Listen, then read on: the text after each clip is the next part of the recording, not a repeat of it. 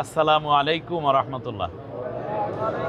আল্লাহ শুকরিয়া আদায় করছি যে আল্লাহ আমাদেরকে এখনো বাঁচায় রেখেছেন। তার চেয়ে বড় শুকরিয়া হচ্ছে দীর্ঘ 17টা বছর পর্যন্ত একটানা এই রকম পরিবেশে আমরা বসার সুযোগ পাইতাম না। এতক্ষণে পুলিশ আইসা যাইতো, জঙ্গি মিটিং চলতেছে, মৌলবাদীর উত্থান, ইমাম সাহেবের চাকরি নট হইয়া যাইতো অনেক আগে।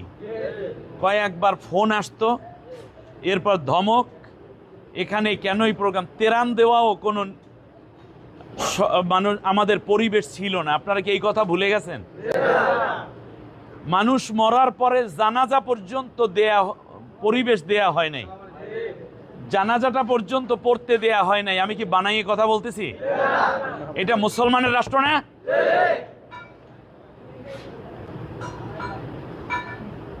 কোনো রাজনৈতিক অধিকার ছিল না, কথা বলার অধিকার ছিল না। আপনারা মাহফিলের অ্যারেঞ্জমেন্ট করে জামাল উদ্দিনকে দাওয়াত দিতেন, অমুককে দাওয়াত দিতেন, তার আগেই বলতেন যে হুজুর সাবধান, রাজনৈতিক কোনো কথা বলবেন না। হুজুর একেবারে অনুমতি নিয়ে আসছি খুব কষ্ট কইরা, পাশে তাদেরকে বসতে দিতেন। আর যদি কোরআনের কথাই শুদ্ধটা বলতাম, তারপরেই এমনকি আলেমদের গায়ে হাত পর্যন্ত তুলতো এই মাহফিলের মাঠে। এরকম বেয়াদব কিছু ছিল কি ছিল না? আমরা বসাইছি সম্মানের জায়গায়, আর তারা কোরআনকে সম্মান দিতে জানে নাই। আল্লাহ রব্বুল আলামিন অপমানিত শুধু করেন নাই, পালাইয়া দেশ ছেড়েছে। ঠিক কিনা বলেন?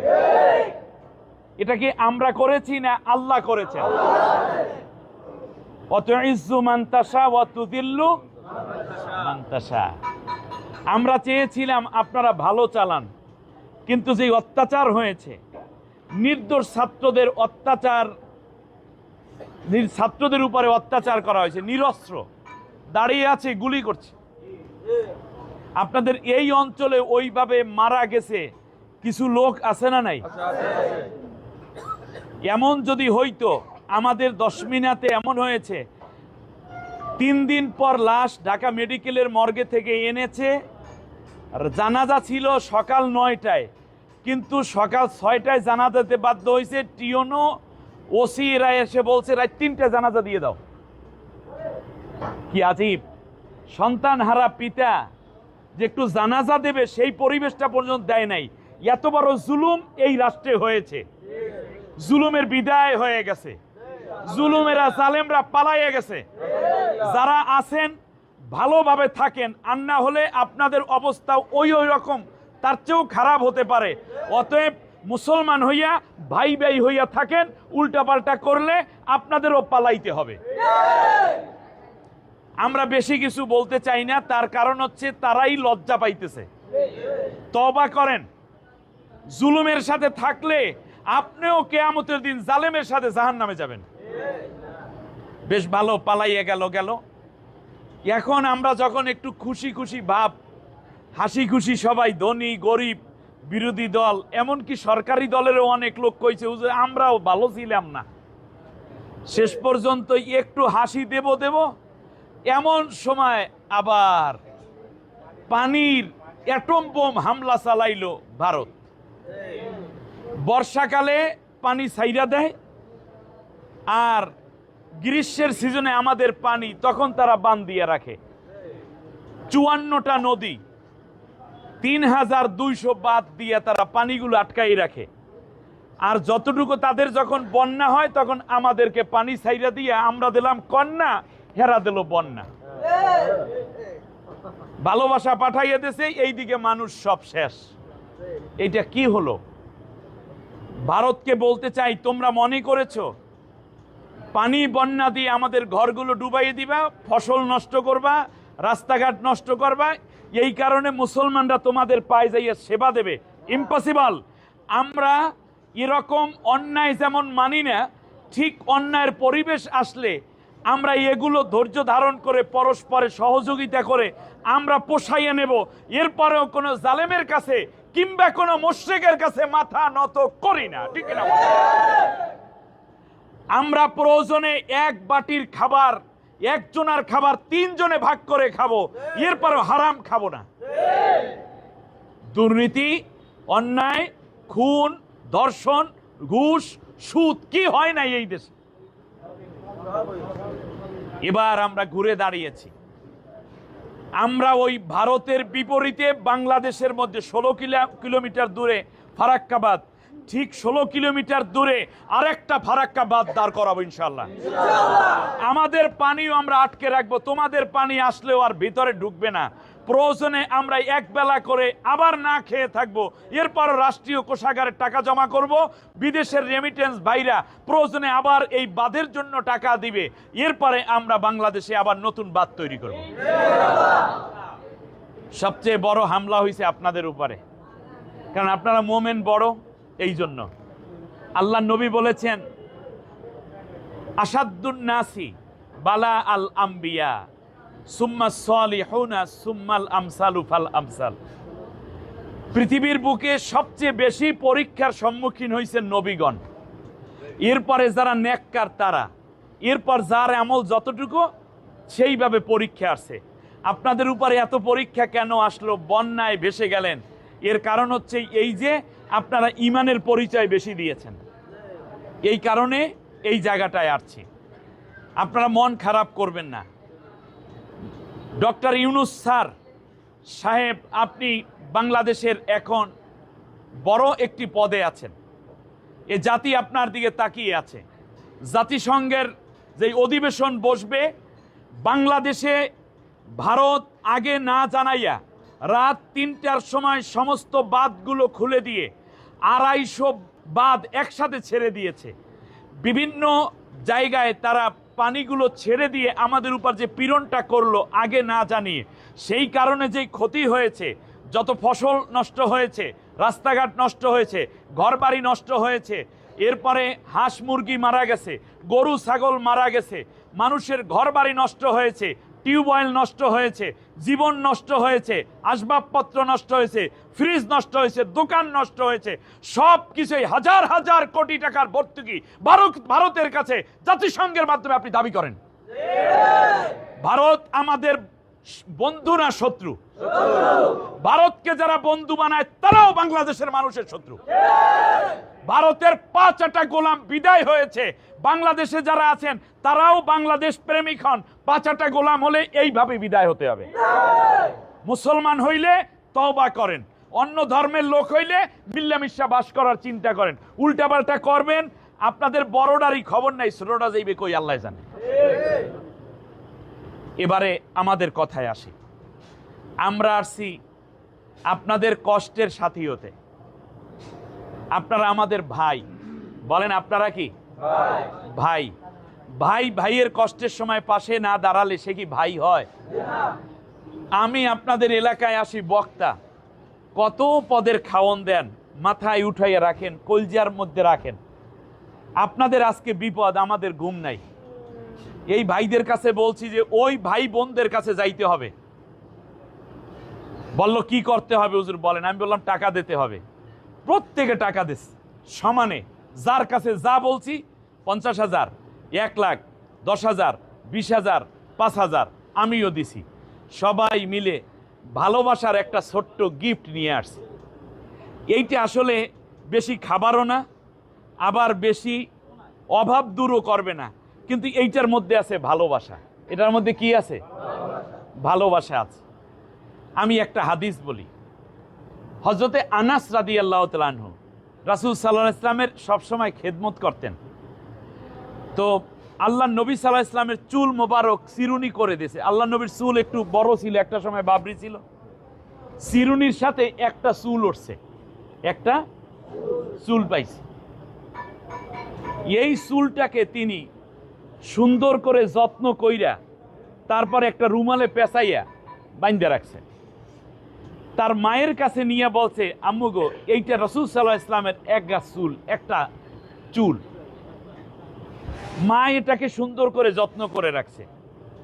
বংশ পরম্পরায় হুসাইন রাদিয়াল্লাহু তাআলা আনহু যখন মদিনায় আসেন, এমন সময় খবর পাইছে যে একটা চুল আছে অমুক জায়গায় আনাসের ঘরে। হুসাইন রাদিয়াল্লাহু তাআলা আনহু গিয়ে বললেন, এই চুলটা আমাকে দেন। আপনি যা চান তাই দেব। তখন আনাস রাদিয়াল্লাহু তাআলা আনহুর মা বলছিলেন যে তামাম পৃথিবী যদি আমাকে দেয়া হয় তার বিনিময়েও আমি এই নবীজির চুলটা দেব না, তার কারণ আমার কাছে এর চেয়ে মূল্যবান কোনো জিনিস আর নাই। সুবহানাল্লাহ। যিনি ছিলেন তিনি কথা বলেছেন, বললেন যে আমি নবীজির নাতি আসছি। বললেন যে তাহলে আর রাখবো না, তার কারণ আমি দুইটা পুরস্কার পাবো। একদিকে নবীর মায়ার প্রমাণ চুলটা রাখতে চেয়েছি, অপরদিকে এইটা নবীর নাতির হাতে তুলে দিয়েছি, আমার দুইটা পুরস্কার হবে। আমি একদিকে আপনাদের মেহমান, আমরা অপরদিকে আমরা আলেম। পুরস্কার কয়টা নিয়ে আসছি? এই বস্তার ভিতরে অল্প কিছু ভালোবাসা আমরা হাদিয়া নিয়ে আসছি আপনাদের জন্য। কোনো ত্রাণ না, কোনো রিলিফ না, তবে একটা প্রমাণ দেওয়া হইল, সেটা হচ্ছে বিপদের সময় আলেমরা আসে, ইসলামী দলের লোকেরা আসে, অন্যরা খুব পরেই আসে, ঠিক না? আবার একটা কথা আছে, এই যে আসে এটা যে ওই ভোট চাইবে এজন্য না, এটা ভাই ভাইয়ের মায়ার কারণে আসে। কোন কারণে আসে বলেন? মায়ার কারণ। আগে রিলিফ লুট করিয়া খাইতো, কোরবানির গোশত পাঠাইতো, হজের সময়ে আসতো দুম্বার গোশত প্যাকেট কইরা, আপনারা পাইতেন না। সব এমপি, উপজেলা চেয়ারম্যান, ভাইস চেয়ারম্যানের বাসায় এক রাতে 5 মিনিটের ঘটনায় সব চেয়ারম্যান ভাইস চেয়ারম্যান উদাও। এখন আর আছে চেয়ারম্যান ভাইস চেয়ারম্যান? কত কোপাকুপি করছে এই পদের জন্য। এমপিরা কেউ নাই, কেউ এমপি আছে এখন দেশে? মন্ত্রীরা কেউ আছে? পুলিশের যারা অত্যাচার করছে তারা আছে? আগের ওসিরা আছে ঠিকই, কিন্তু মাতব্বরি খুব কমে গেছে, জনগণের হাতে এখন মাতব্বরি। এই জন্য জোরে একটা আওয়াজ দিয়ে আলহামদুলিল্লাহ কর। আর মিথ্যা মামলার ভয় নাই। এখন পুলিশ আইসা না বাসি ফুলাইয়া আলেমদেরকে ধইরা নেবে না। কত আলেম আমরা হারাইছি। আল্লামা দেলোয়ার হোসেন সাইদির মতো মানুষ 13টা বছর জেলের মধ্যে আটকাইয়ে রাখলো, এবং শেষকালে কেমনে মারছে তথ্য বের হয়ে আসতেছে, তাকে স্লো পয়জনিং ইনজেকশন দিয়ে মারা হয়েছে, ইতিমধ্যে সেই তথ্য আসতেছে। ঢাকার বুকে জানাজা পড়তে গেছে মানুষ, জানাজা পর্যন্ত পড়তে দেয় নাই, বুলেটের আঘাত দিয়ে সরাই দিছে। এত অত্যাচার কেন?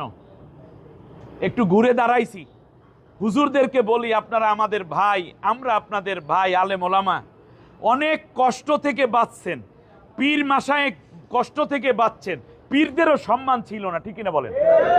তবলিগের লোকেরা গাঠি নিয়ে, তারা তো রাজনীতি করে না, ইখলাসের সাথে কিছু দিনই দায়িত্ব পালন করে, দাওয়াত দেয়, এরপরেও গাঠির মধ্যে বোমা আছে কিনা তালাশ করে, বেয়াদব, ঠিক না বলেন?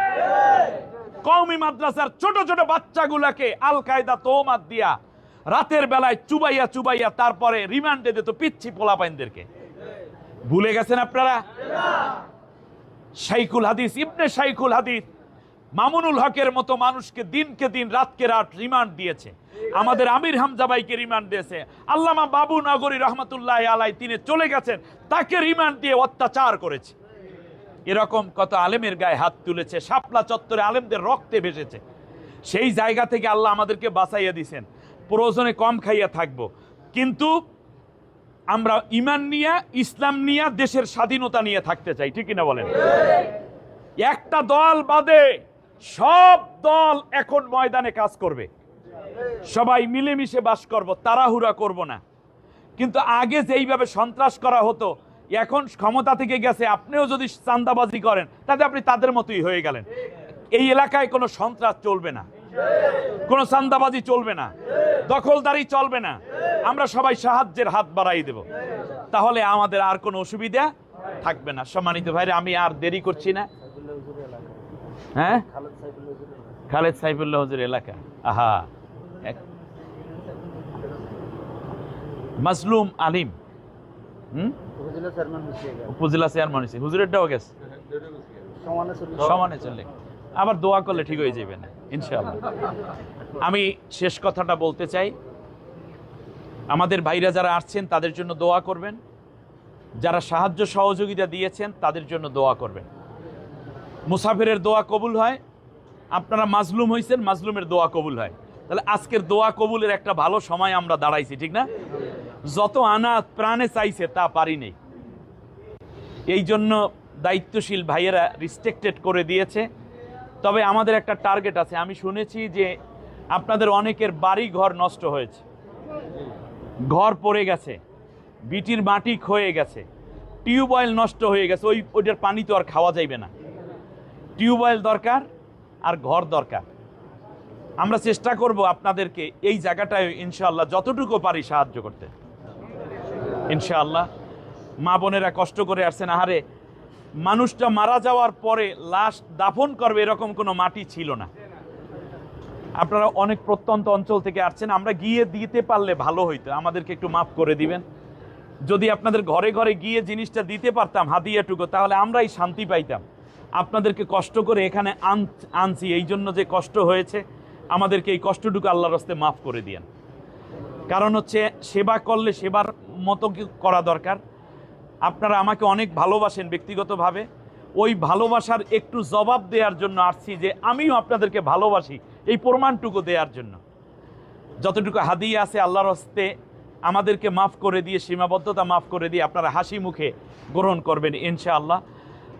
আর আমাদের জন্য দোয়া করবেন যেন এর চেয়ে বেশি নিয়ে আসতে পারি, এর চেয়ে যেন বেশি নিয়ে আসতে পারি। এখনই আমরা একটু দোয়া করব। দোয়ার পরে যেভাবে সিরিয়ালি দেওয়ার কথা, শান্তিপূর্ণভাবে আপনার প্রয়োজনে এই একটা বস্তাকে ভাগ করে দুইজনে নেবেন। খুশি হবেন কে? আরে আসতে বললেন কেন? খুশি হবেন কে? আল্লাহর খুশির জন্য দুই ভাই ভাগ করে খেলে আল্লাহ বেজার হন না খুশি হন? খুশি হন। আল্লাহকে আমরা খুশি করার জন্য এই কাজ করছি। অভাব অনটন আসবে, কিন্তু ঈমান হারা হওয়া যাবে না। দুশ্মনরা এসে অনেক কিছু দিবে, ঈমান হারা করবে, কিন্তু আমরা প্রয়োজনে না খেয়ে থাকবো, কিন্তু ঈমান হারা হব না। যদি বাংলাদেশ ইসলামী রাষ্ট্র হয়, তাহলে আল্লাহর ওয়াদা হচ্ছে, আমি আল্লাহ তাআলা তোমাদের জন্য আসমান জমিনের সব বরকতের দরজা খুলে দেব। হ্যাঁ, ওয়ালাউ আন্না হালাল কুরা আমানু ওয়াত্তাকাউ লাফাতাহনা আলাইহিম বারাকাতি মিনাস সামাই ওয়াল আরদ। আসমান জমিনের বরকতের দরজা সব খুলে যাবে। নূহ আলাইহিস সালাম যখন কাফেরদের পরাজয় হয়ে গেল, নূহ আলাইহিস সালাম বিজয় লাভ করছেন, আল্লাহ তাআলা কইলেন বিজয় উৎসব করো। তবে এই জমিনে যেই অন্যায় অত্যাচার হয়েছে, জালেমের পদচারণ হয়েছে, এই জন্য আমি একটানা 40 দিন বন্যা দিয়া ওদের সব কিছু নাম কাম সব ডাক্কে দেব। এই জন্য আল্লাহ একটা বন্যা দিয়ে তারপরে নূহ আলাইহিস সালামকে বিজয় দিয়েছেন, ঠিক কিনা বলেন? আমার তো মনে হয় সব পাপ পঙ্কিলতা ধুইয়া আল্লাহ তাআলা এই নোয়াখালীর জমিনের পাক পবিত্র করে দিয়েছে। ঘটনাটা খারাপ হয়েছে না ভালো হয়েছে? এই ভালো যেন ভালো থাকে। আল্লাহ তাআলা এখন থেকে আমাদেরকে কোরআনের ডাক যারা দেবে তাদের পক্ষে আমরা ঝাঁপাইয়া পড়বো, ঠিক কিনা বলেন? আল্লাহ তাআলা কবুল করুন, আমিন।